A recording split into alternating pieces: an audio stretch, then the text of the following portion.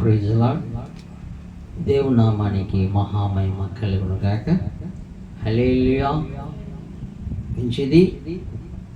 మన వింటున్నటువంటి వర్తమానము భార్యాభర్తల మధ్య గొడవలు రాకుండా ఉండాలంటే మనము చేయవలసినటువంటి పనులు, భార్య చేయవలసినటువంటి పనులు, భార్యాభర్తలు ఇద్దరూ చేయవలసినటువంటి పనులు, ఈ విషయాలు మనం తెలుసుకున్నట్లయితే వారు భార్యాభర్త మధ్యలో ఎలాంటి సమస్యలు లేకుండా చక్కగా వారు జీవితము కొనసాగిస్తారు. చూద్దాం రండి.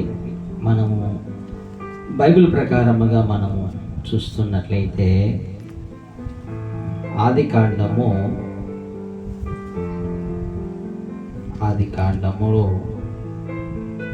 మనం చూస్తున్నట్లయితే 24వ అధ్యాయము 63వ వచనము చదువుకుందాం. సాయంకాలమున ఇస్సాకు పొలములో ధ్యానింప బయలువెళ్ళి కన్నులెత్తి చూచినప్పుడు ఒంటెలు వచ్చుచూ ఉండెను. రిబ్కా కన్నులెత్తి ఇస్సాకును చూచి ఒంటి మీద నుండి దిగి మనల్ని ఎదుర్కొన్నటకు పొలములో నడుచుచున్న ఆ మనుష్యుడు ఎవరని దాసుని అడగగా ఇతడు నా యజమానుడని చెప్పెను. గనుక ఆమె ముసుగు వేసుకొనెను. అప్పుడు ఆ దాసుడు తాను చేసిన కార్యములన్నీ ఇస్సాకుతో వివరించి చెప్పెను. ఇస్సాకు తల్లి అయిన శారా గుడారంలోనికి ఆమెను తీసుకొని పోయెను. అతడు రిబ్కాను పరిగణింపగా ఆమె అతనికి భార్య ఆయెను.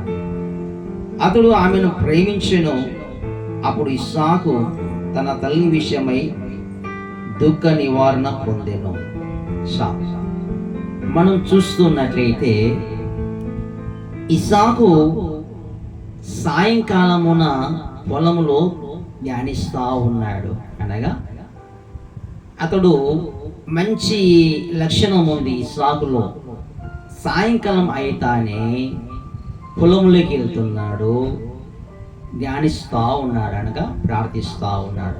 పొలానికి సాదృశ్యం ఏంటి అంటే సంఘము, దేవుని సన్నిధి. సాయంకాలం అయితానే ప్రార్థనను చేస్తూ ఉన్నాడు. చూడండి, అతడు దేవునితో ఉన్నాడు గనుకే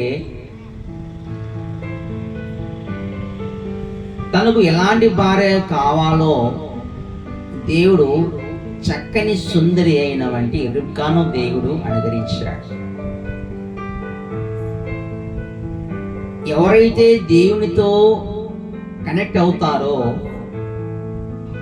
ఎవరైతే దేవునితో సహవాసం పెంచుకుంటారో వారికి భార్య భర్త ఎలాంటి వారు కావాలో దేవుడు వారికి మంచి భార్యను మంచి భర్తనే ఇస్తాడు. ఆయన అన్యాయస్తుడు కాడు. గమనించండి. సాయంకాల సమయంలో ఇస్సాకు పొలములో ధ్యానిస్తూ ఉండగా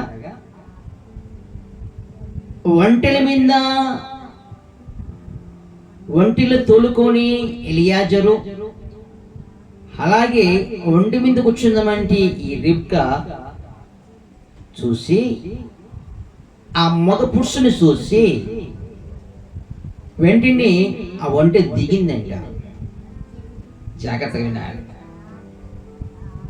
తనకు ఇస్సాకు అని తెలియదు, చేసుకున్నవాడు అతనేనే తెలియదు.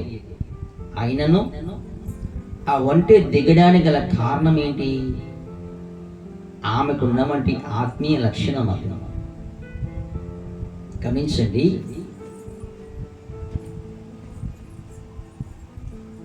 భార్య కూడా కొత్తగా పెళ్లి చేసుకొని అత్తగారింటికి వెళ్తే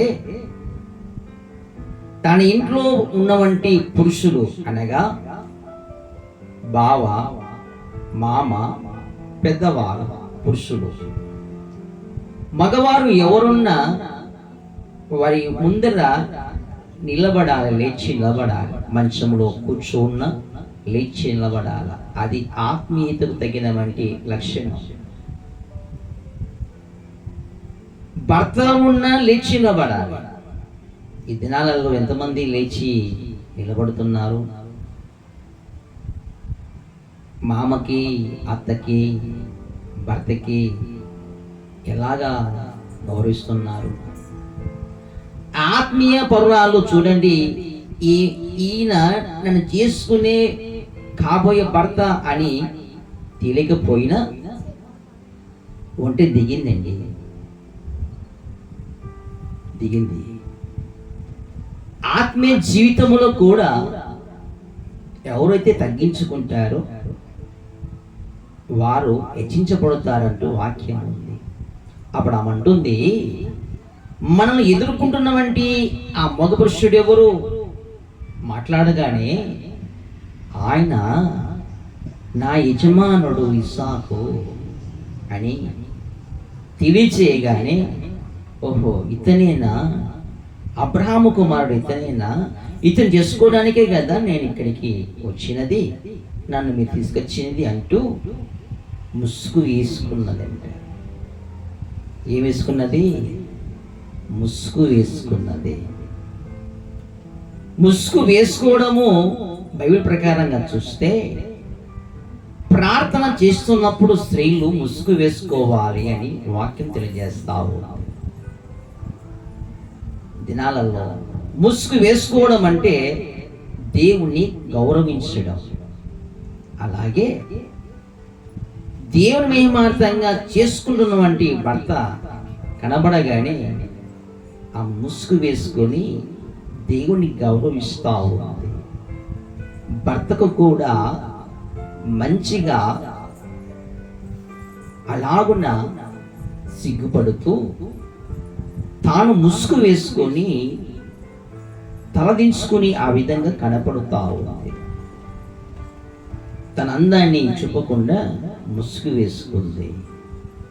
గమనించండి, ఆత్మీయ జీవితాలలో దేవునికి మహిమకరంగా ఇలా ఉంటేనే కుటుంబ పరంగా కూడా మంచిగా సమస్యలు రాకోకుండా మీ భార్య భర్త జీవితాలలో సంతోషముతోనూ సమాధానముతోనూ దాంపత్య విషయంలో కూడా చక్కగా దేవుని మహిమకరంగా మీరు జీవిస్తారు.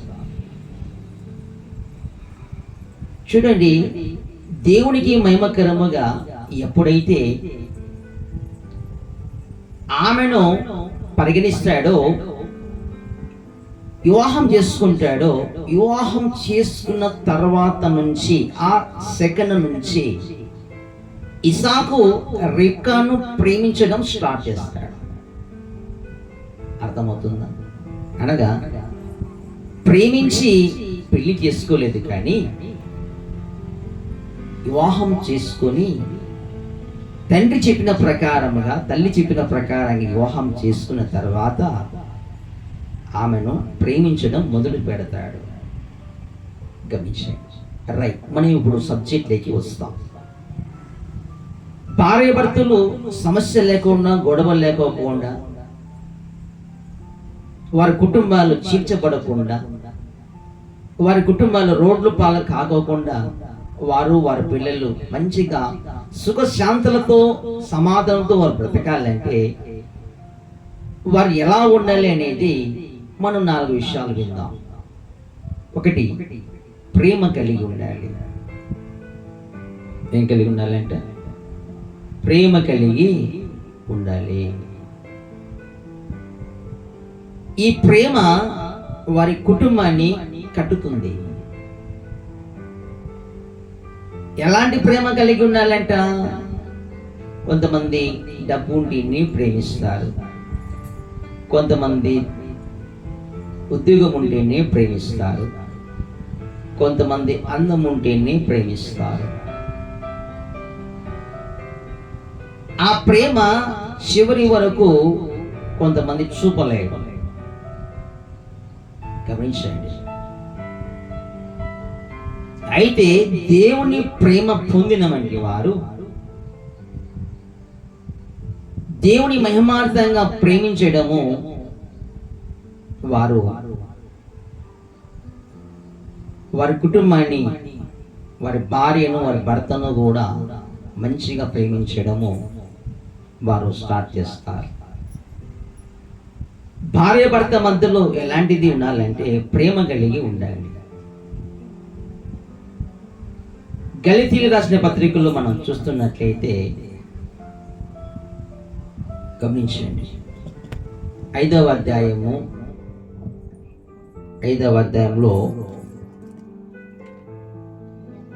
చూస్తూ ఉన్నట్లయితే చూడండి, గళితీయులకు రాసిన పత్రిక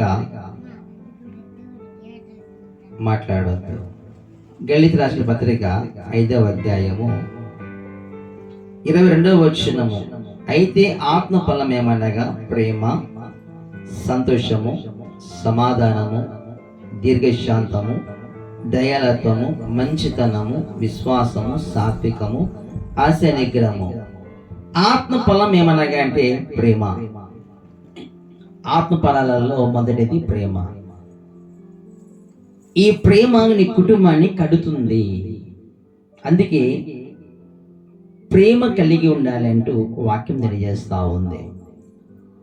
ఒక అడవిలో 2 జింకలు ఉన్నాయి, ఆడు జింక, మగ జింక. ఇవి వేసవి కాలంలో అడవిలో నీటి కోసం వెతుకుతూ ఉన్నాయి. ఆ చిట్టడవిలో ఎక్కడో కొన్ని చోట్ల అంత గాలిస్తే ఒక చిన్న గుంటలో ఒక చెంబు నీళ్లు మాత్రమే ఉన్నాయి. ఆ 2 జింకలు ఆ నీటి దగ్గరికి వెళ్ళాయి.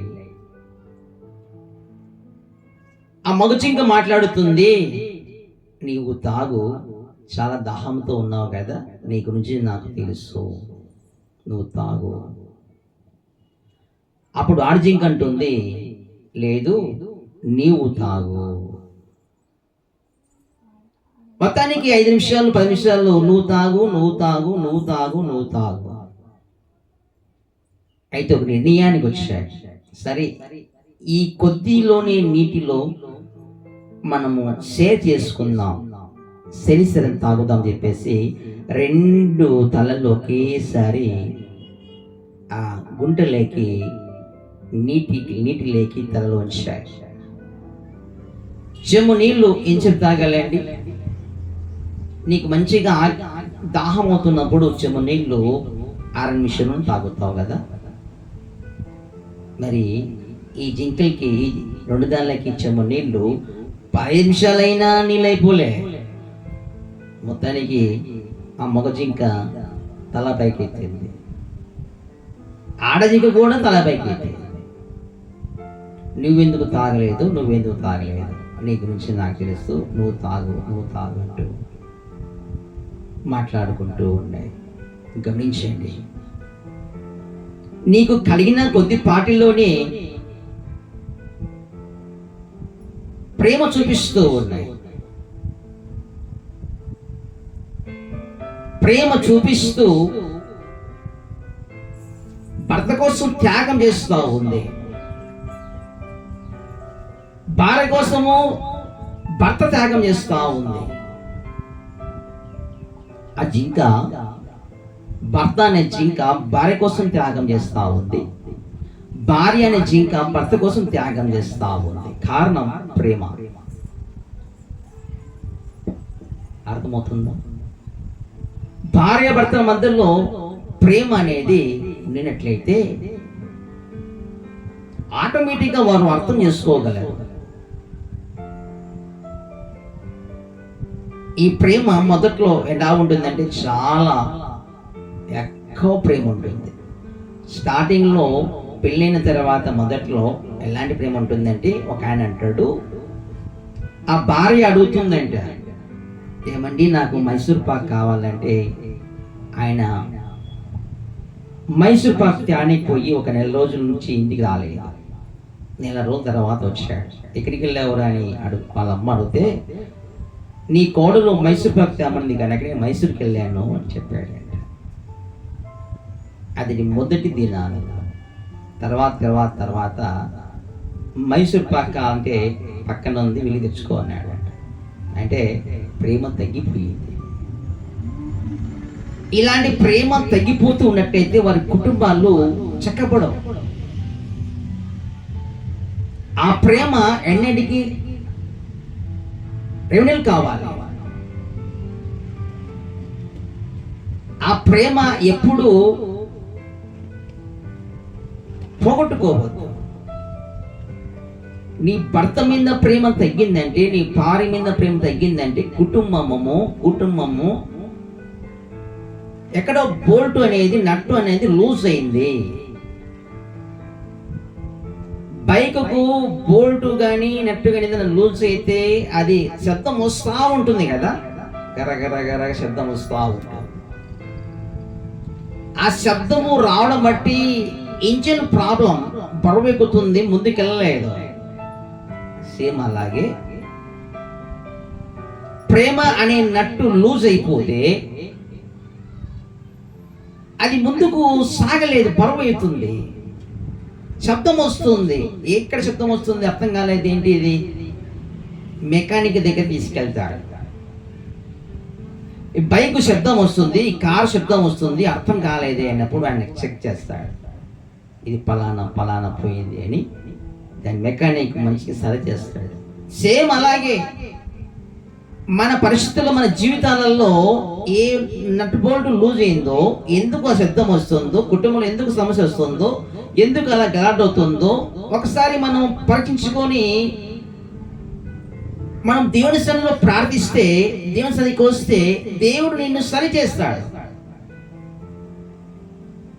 చూడండి, ఇస్సాకు ప్రతి సాయంకాలమున ఆయన ఆ పొలంలో వెళ్ళి ధ్యానిస్తూ ఉన్నాడు, అంటే ప్రార్థిస్తూ ఉన్నాడు. వారి మధ్యలో ఎప్పుడైనా సమస్య వచ్చిందా? రాలా. మరి మీ ఇంటికి సమస్య వస్తుంది. చక్కగా దేవునికి మహిమకరంగా ప్రతిరోజు కుటుంబ ప్రార్థన, దేవుని సన్నిధికి వచ్చి ప్రార్థించుకున్నటువంటి వారికి అలాంటి భార్య భర్త జీవితాల్లో సమస్యలు ఉండవు. వారికి వాక్యం అంటే భయము, దేవుడు అంటే భయము, మందిరం అంటే భయము, దేవుని సన్నిధి భయము. చక్కగా దేవుని ప్రేమించేవారు. అందుకే వారు పనులు చేసుకుంటూ దేవుని సన్నిధిలో అడుగుపెట్టి కొద్ది నిమిషాల్లో దేవుని సన్నిధిలో ప్రార్థన చేసుకొని చక్కగా ఇంటికి వెళ్ళి భోజనం చేసుకుని పండుకునేవారు ఉంటాడు. గమనించండి. అందుకే ఇస్సాకు ఉదయమంతా పని చేసుకున్నా, ఇంటి పని చేసుకున్నా, సాయంకాలం లోపల ఎక్కడికి వెళ్ళాడంటే పొలంలోకి వెళ్ళాడు. ఆయనకున్నటువంటి అలవాటు అది. మరి ఈ దినాలలో మీకు అలవాటు ఉందా? సాయంకాలం ఎక్కడ పోతామంటే కొంతమంది సినిమాకి వెళ్తామండి, కొంతమంది ఇంకో చోటికి వెళ్తామండి, మాట్లాడుతూ ఉంటాడు. ఈయన అలవాటు, ఇస్సాకు అలవాటు ఏంటంటే పొలంలోకి వెళ్ళే అలవాటు ఉంది. వారు భార్య భర్తలు అయిన తర్వాత చక్కగా వారు మంచిగా ప్రేమిస్తూ, చక్కగా వారు దేవుని ప్రేమిస్తూ, వారు కూడా మంచిగా దేవుని సన్నిధిలో జీవించే విధంగా ఉన్నారు. హల్లెలూయా. అర్థమవుతుందా? భార్య భర్త మధ్యలో గొడవలు రాకోకుండా ఉండాలంటే మొట్టమొదటిగా మనం ఏం చేయాలంటే దేవునికి మహిమకరంగా ఇస్సాకు ఏ విధంగా అయితే పొలములోకి వచ్చి ప్రార్థించేవాడుగా ఉన్నాడో అలాగ నువ్వు కూడా దేవుని సన్నిధిలో ప్రార్థించే కుమార్తెగా, ప్రార్థించే కుమారునిగా ఉండాలి. అలాగే ప్రేమ కలిగి ఉండాలి భార్య భర్త మధ్యలో. కొంతమంది కొత్తగా పెళ్ళిన తర్వాత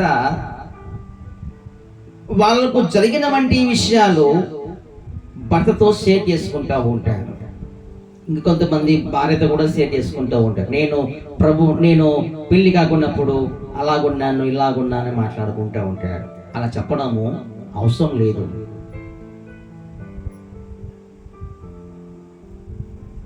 కొంతమంది హీరోలాగా ఫీల్ అవుతూ చెప్తూ ఉంటారు.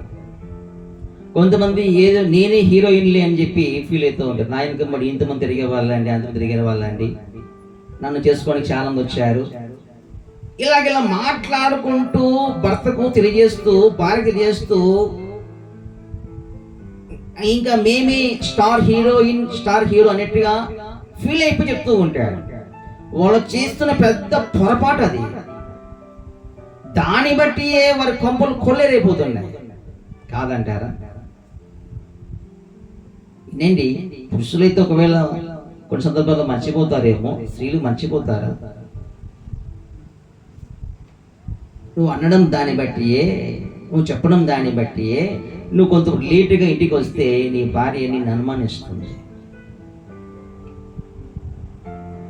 నువ్వు ఏ తప్పు చేయకపోయినా అనుమానిస్తుంది. గమనించండి,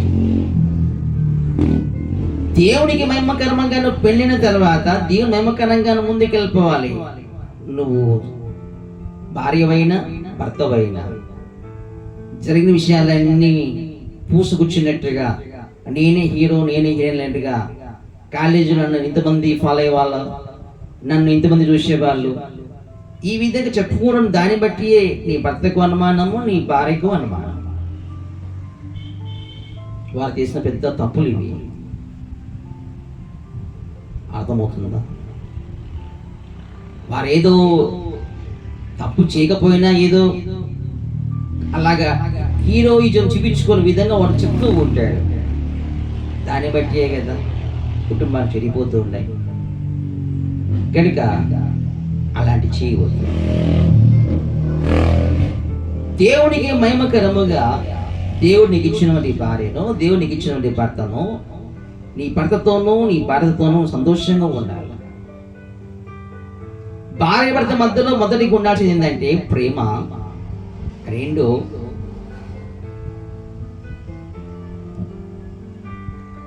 తన భర్తను అర్థం చేసుకునే గుణం కలిగి ఉండాలి. రెండోది ఏం కలిగి ఉండాలంటే అర్థం చేసుకునే మనస్సు. చెప్పండి, అర్థం చేసుకునే మనస్సు. అర్థం చేసుకునే మనస్సు, అపార్థం చేసుకునే మనసు కాదండి, అర్థం చేసుకునే మనసు కలిగి ఉండాలి. ఈ దినాలలో అర్థం చేసుకోలేక చాలా జీవితాలు పాడైపోతున్నాయి. కొంతమంది అంటుంటారు, ఇంతకాలం పెళ్ళైనా నా భర్త నాకే అర్థం కాలేదండి, ఇంతకాలం పెళ్ళైనా నా భార్య నాకే అర్థం కాలేదు అని మాట్లాడుతూ ఉంటారు. అర్థం చేసుకోవాలి, తన భర్త ఎలాంటి వాడు, తన భార్య ఎలాంటిది అర్థం చేసుకోవాలి. అర్థం చేసుకొని అపార్థం చేసుకోకుండా అర్థం చేసుకోవాలి. గమనించండి, నా భర్త ఇలా మాట్లాడుతున్నాడంటే ఏంటి కారణం అనేది అర్థం చేసుకోవాలి. అర్థం చేసుకొని అపార్థం చేసుకోకుండా అతన్ని ప్రేమించడము నువ్వు ఆపేయకోకుండా ప్రేమించుతూనే ఉండాలి. గమనించండి, ఒకప్పట్లో నేను పచ్చి తాగబోతుంది. నా భార్య దేవుని నమ్ముకొని చర్చికి వెళ్ళేది, మా అమ్మ చర్చికి వెళ్ళేది.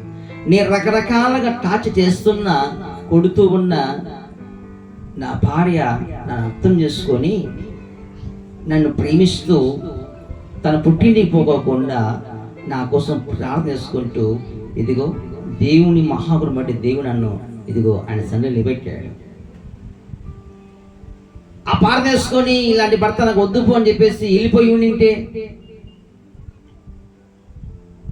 ఈ రోజున ఇలాంటి దేవుని సన్నిధిలో నేను ఉండలేను కదా. అర్థం చేసుకోవాలి, తన భర్తను కూడా భార్యను కూడా అర్థం చేసుకోవాలి. ఈ దినాల్లో చాలా మంది అర్థం చేసుకోకుండా ఉన్నారు కాబట్టే సమస్యలు, గొడవలు, కొట్టాటలు కోర్టు వరకు వెళ్ళిపోతున్నాయి, విడాకుల వరకు వెళ్ళిపోతున్నారు. అర్థం చేసుకోలేక తన భర్తకు మంచి ప్రేమ చూపించి అర్థం చేసుకునే విధముగా. మీకు విషయం తెలుసా, భార్య భర్త పెళ్లి చేసుకున్న తర్వాత 5 ఏళ్ల వరకు వారు చిన్న పిల్లలతో సమానం. చెప్పండి, భార్య భర్తలు పెళ్లి చేసుకున్నాక 5 ఏళ్ల వరకు, చిన్నపిల్లలు 5 ఏళ్ల వరకు వారు పిల్లలను తల్లి చూసుకుంటూ ఉంటాడు. సేమ్ అంతే, 5 ఏళ్ల వరకు వాళ్ళు చిన్న పిల్లలతోనే సమానంగా ఉంటారు. వాళ్ళకి ఏం తెలియదు. చూడండి, మానవునికి ఓటు హక్కు ఎప్పుడు వస్తుంది? 18 ఏళ్ళు నిండిన తర్వాతే కదా మేజర్ అంటారు. సేమ్ అంతే, భార్య భర్తలు పెళ్లి చేసుకుని 18 ఏళ్ళు సంసారం చేసి ఆ 19 సంవత్సరంలోకి అడుగు పెడుతున్నప్పుడు, 18 సంవత్సరం అడుగు పెట్టినప్పుడే నువ్వు మేజర్. అంతవరకు నువ్వు చిన్న పిల్లవాడివి, నీకు ఓటు హక్కు లేదనేట్టుగా నీవు అలాగా నీ సొంత నిర్ణయాలు తీసుకోవద్దు. హల్లెలూయా, అర్థమవుతుందా? మానవునికి ఓటు హక్కు ఎప్పుడు వస్తుంది? 18 ఏళ్ళు నిండిన తర్వాతే మేజర్ అంటారు. అలాగే పెళ్లి చేసుకున్న తర్వాత నుంచి 18 సంవత్సరాలు పడేంత వరకు నువ్వు నీకు ఓటు హక్కు లేనట్టే లెక్క. అంటే నీకు సొంత నిర్ణయం తీసుకోలేవు. తీసుకున్నా గవర్నమెంట్ ఎలాగైతే ఓటు హక్కు ఇవ్వదో అలాగా నీకు సొంత నిజానికి నీకు కూడా హక్కు లేదు. మీ పెద్దవాళ్ళు తల్లిదండ్రులైన వంటి వారు, మీ మామ, మీ అత్త, మీ మామ వాళ్ళ దగ్గర ఉండి మంచిగా వాళ్ళని సన్మానిస్తూ వారు చూసుకుంటూ ఉండడమే మీ పని. అర్థముందా?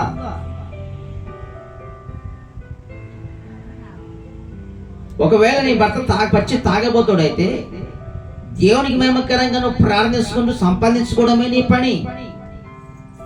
ఒకప్పుడు నేను పచ్చి తాగిపోతున్నాయి కదా, నా కోసం నా భార్య పాస్టమ్మ గారు ప్రార్థన చేసి దీమహిమార్థంగా వాళ్ళు ముందుకెళ్ళారు కదా. హల్లెలూయా, అర్థమవుతుందా? ఈ దినాల్లో పెళ్లితోనే 1 సంవత్సరానికి 2 సంవత్సరాలకి కడగాలికి వెళ్తున్నారు, అనగా సపరేట్ అయిపోతున్నారు. ఇది చాలా దారుణం, గమనించండి. అలా చేయొద్దు. దేవునికి మహిమకరముగా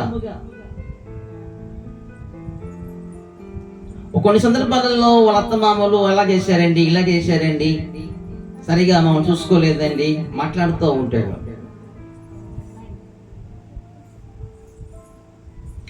అది వేరే ఆప్షన్. దేవునికి మహిమకరముగా 18 సంవత్సరాల వరకు నీ తల్లిని నీ తండ్రిని మంచిగా ప్రేమిస్తూ ముందుకు వెళ్ళిపోవాల్సిందే. అలాగైతే 18 ఏళ్ళ తర్వాత మనం వెళ్ళిపోవచ్చా? అది కాదు. మీకు ఎగ్జాంపుల్ చెప్తున్నాను. 18 ఏళ్ళ వరకు ఎలాగైతే పిల్లలకి ఓటు హక్కు ఉండదో అలాగా మీకు కూడా సొంత నేను తీసుకునేది హక్కు లేదు. గమనించండి, తల్లిదండ్రులు పెళ్ళైన తర్వాత కొంతకాలం వారు మీతో ఉంటారు, ఉండేది మీరేగా. వాళ్ళు ఉన్నంత వరకైనా వాళ్ళు మీతో ఉండొచ్చుగా, అది కూడా లేకుండా ఎట్లండి? ఆలోచించండి. తల్లిదండ్రులను సన్మానించాలి. నీ అత్తమామను కూడా మంచిగా గౌరవించాలి. భార్య అత్తమామ మంచిగా చూసుకోవాలి, భర్త వరమ్మ వరత్తమామ మంచిగా చూసుకోవాలి. నిన్ను వల్ల నీ పొరుగువారిని ప్రేమించు అనేట్టుగా భర్త వారిని వరమ్మ నాన్నగారిని భార్య చూసుకోవాలి. భార్య అమ్మని, భార్య నాన్నగారిని, వాళ్ళ కుటుంబం కూడా భర్త మంచిగా ప్రేమించాలి. ఇలా ఒకరు ప్రేమించుకున్నట్లయితే వారి కుటుంబం ఇంకా మంచిగా బలపడుతుంది కదా. భార్య ఏమో మా అమ్మ వచ్చింది, మా నాన్న వచ్చాడని చెప్పేసి ఇది రోజు నువ్వు మటన్ తీసుకురని చెప్తావు, చికెన్ తీసుకురని చెప్తావు. మరి భర్తకు సంబంధించినటువంటి వాళ్ళు వస్తే సరిగా అన్నం చెయ్యవు, ఈరోజు ఒకటి తిప్పి అంటావు. ఎలా ప్రేమిస్తున్నావు నువ్వు? ఎవరైనాను నీ అమ్మ నీ నాన్న అయినా వీరినైనా ఈ అమ్మ అయినా నువ్వు మంచిగా ప్రేమించాలా. అలా ప్రేమిస్తేనే నీ కుటుంబము చక్కగా స్థిరపడుతుంది, లేకపోతే సమస్యలు వస్తాయి. నీ భర్త మంచోడే, నీ భార్య మంచిదే, అరే నీ భార్య ఇలా మాట్లాడుతుందరా, నీ భర్త ఇలా మాట్లాడుతున్నాడు అని వాళ్ళు మాట్లాడుతున్నప్పుడు మీరిద్దరి మధ్యలో సమస్య వస్తుంది. అంతే కదా, ఇదే కదా చూస్తుంది మనం. వాళ్ళను కూడా ఆ సమస్య రాకుండా చేయాలి. నువ్వేం చేయాలి? ప్రేమతో ప్రేమించాలి. అత్త అన్నం తిను, బాగున్నారా, మంచిగా ప్రేమిస్తే నాలుడు ఎంత మంచోడండి, నాలుడు ఎంత మంచోడండి, నా కూడా ఎంత మంచిదండి. నువ్వు ఎంత మంచిగా ప్రేమించినా వాళ్ళ సరి చూసుకోకపోతే ఇంకా దేవుడు చూసుకుంటాడు. మొదలై అర్థమవుతుందా? ముగిస్తున్నాను. దేవునికి మహిమకరముగా కుటుంబంలో భార్య భర్త జీవితాలు మంచిగా చక్కబడాలంటే ఒకటి ప్రేమ కలిగి ఉండాలి, రెండు అర్థం చేసుకోవాలి. ఒకసారి కొత్తగా పెళ్ళయింది, భార్య పప్పు రసం చేసింది, అందరూ తిన్నారు. అందరూ ఏమంటున్నారంటే బాగున్నాయమ్మా బాగున్నాయి అంటున్నారు. తర్వాత భర్త కూడా తిన్నాడు, బాగుంది బాగుంది అన్నాడు. తర్వాత లాస్ట్ ఆమె తినింది. తింటే ఆ రసంలో సప్పగా ఉంది. ఇది సప్పగా తిన్నారబ్బా, పప్పులో చూస్తే సప్పగా ఉంది, దీని రసం చూస్తే సప్పగా ఉంది. గమనించండి. ఆ తర్వాత ఏదో ఉప్పేసుకుని తిన్నారు కానీ బాగుంది బాగుంది అన్నారు. అంటే కారణం ఏంటి? ఆమెను ప్రేమిస్తున్నారు. ప్రేమించినప్పుడు తప్పులను నువ్వు కప్పివేస్తావు. అర్థమవుతుందా? గమనించండి.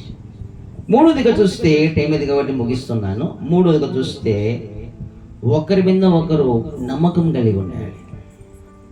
నమ్మకం, భర్త మీద నమ్మకం, భార్య మీద నమ్మకం. ఎక్కడికి వెళ్ళిపోయినా, డ్యూటీకి వెళ్ళిపోయినా, ఇంటికాడ ఉన్నా, నీ భార్య వేరే ఊరికి వెళ్ళిపోయినా, వాళ్ళ పుట్టింటికి వెళ్ళిపోయినా నమ్మకం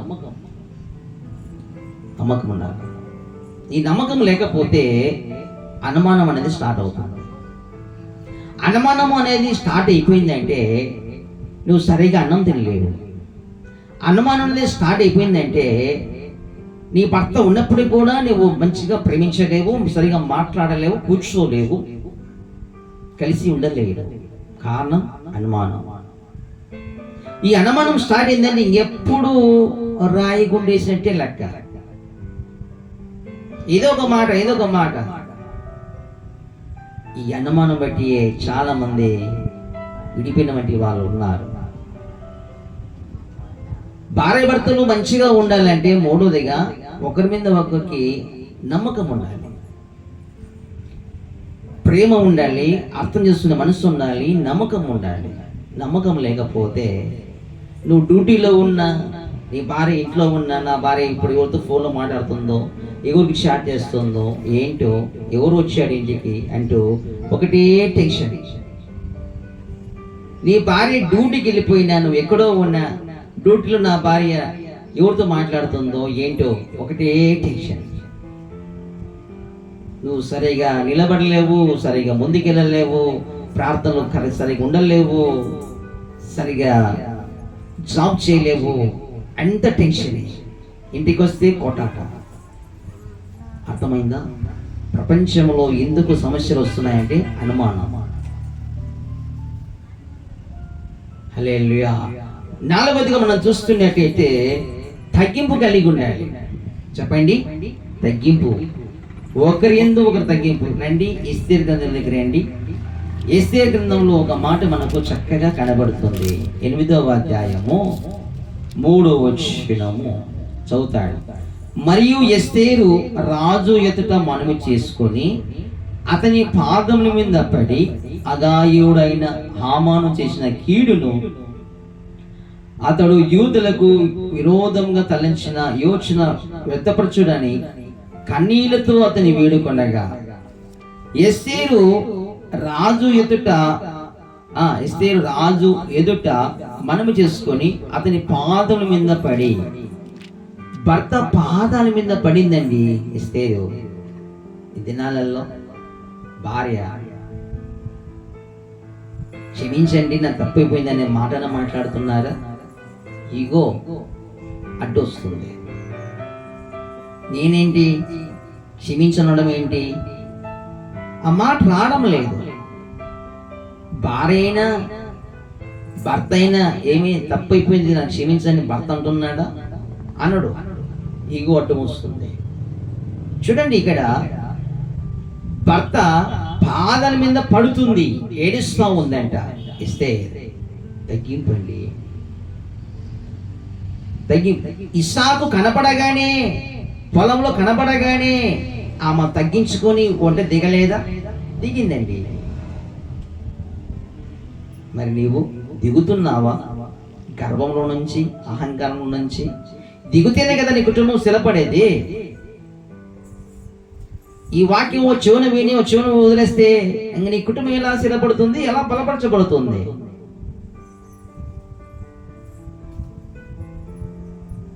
జక్కయ్యను త్వరగా దిగుము, నీ దినమున నీ ఇంటికి వచ్చి నీతో నేను భోజనం చేస్తా అన్నాడు.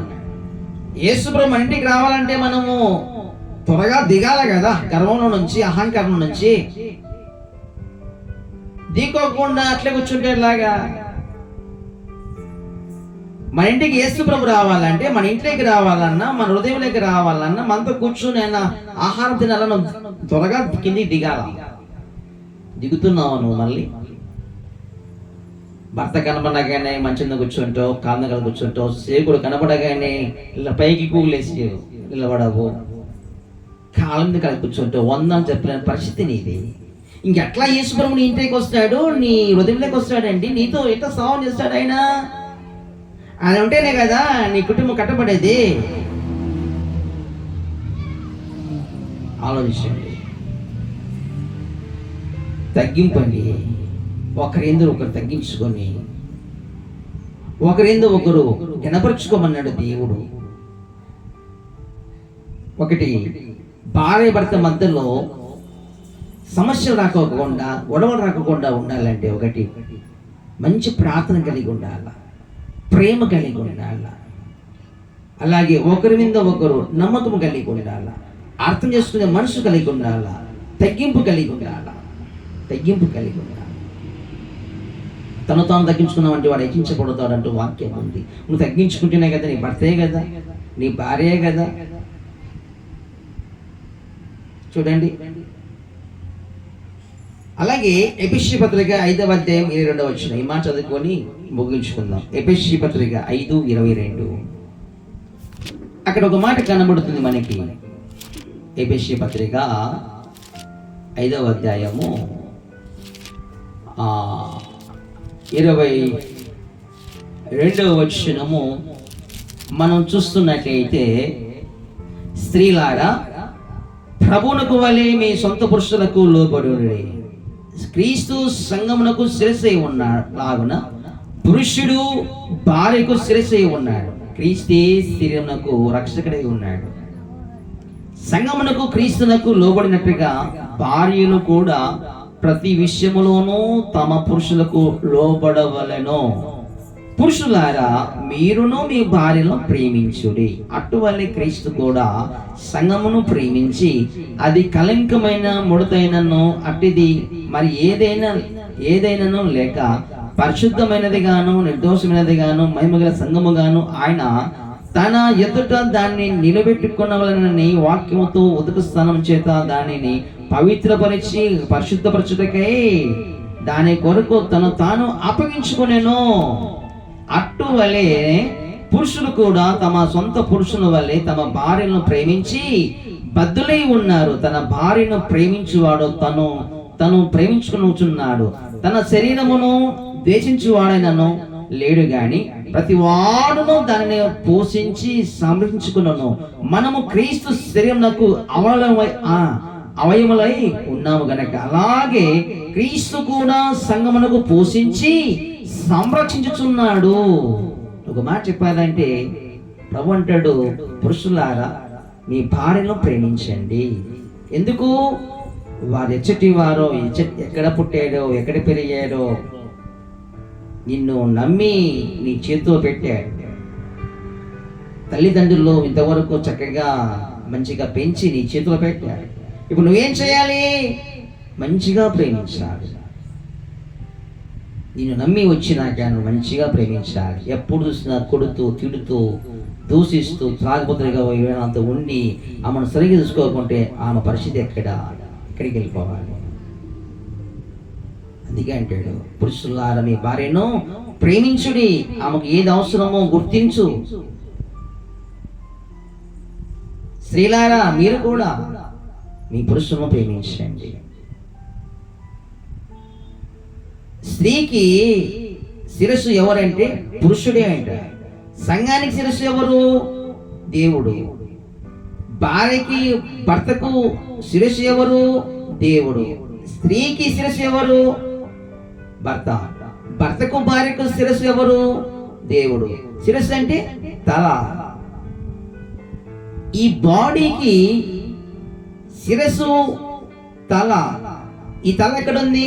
పైన ఉంది. అంటే భర్త హైలో ఉండాలా, పైన ఉండాలా? అర్థమవుతుందా? అంటే నీ భర్తకు అధికారం ఇయ్యి అన్నాడు దేవుడు అక్కడ. భర్తకు భార్యకు శిరస్సు ఎవరు? దేవుడు. సంఘానికి దేవుడి శిరస్సు. భార్య భర్తకు ఏ విధంగా అయితే లోబడాలో అలాగా భర్త భార్య దేవునికి లోబడాలా. అది ఎవరైతే భర్తకు భార్య లోబడుతుందో, భర్త భార్య ఇద్దరు దేవునికి లోబడతారో వారి కుటుంబము సంతోషంగా జీవిస్తుంది, సమాధానంతో బ్రతుకుతారు, నెమ్మదితో బ్రతుకుతారు, సంతోషంతో బ్రతుకుతారు, క్షేమముతో వర్ధిల్లుతారు. ఎందుకు? దేవుడు వారితో ఉంటాడు. చెప్పండి, దేవుడు వారితో ఉంటాడు. నువ్వు దేవునికి లోపడుకోకుండా, భర్తకు లోపడుకోకుండా, పెద్దలకు లోపడుకోకుండా, తల్లిదండ్రులకు లోపడుకోకుండా నీ ఇష్ట ప్రకారం వెళ్ళిపోతుంటే దేవుడు నీతో ఎట్లా ఉంటాడండి?